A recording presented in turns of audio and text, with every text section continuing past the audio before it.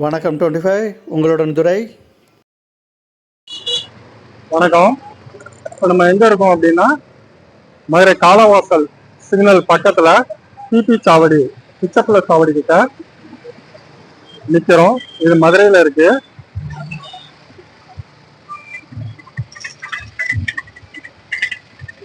இங்க என்ன வந்திருக்கோம் அப்படின்னா இங்க மல்லி ஃபேமஸ். மதுரை மல்லி வந்து ரொம்ப ஃபேமஸ்.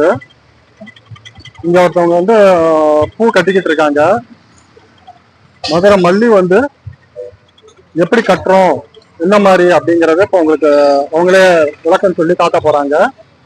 பாருங்க நீங்களே. நாங்க வந்து இங்க பிபி சாவடில தான் இருக்கோம். 20 வருஷமா பூ வியாபாரம் பாக்குறோம்.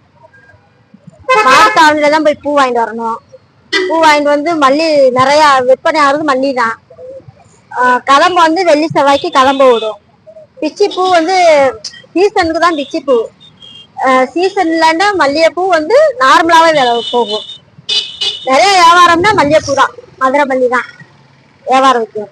அவ்வளவுதான். வந்து மல்லிகைப்பூ எப்படி கட்ட போறேன்னு உங்களுக்கு சொல்லி காமிக்கிறேன்.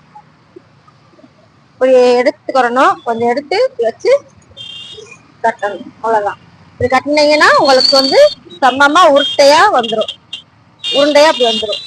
கொஞ்சம் ஒரு ஒரு பூவா எடுத்து இப்படி வச்சீங்கன்னா உங்களுக்கு அழகா வந்துடும். அவ்வளவுதான்.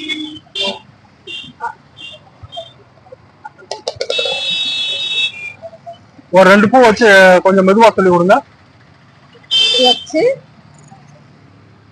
வச்சு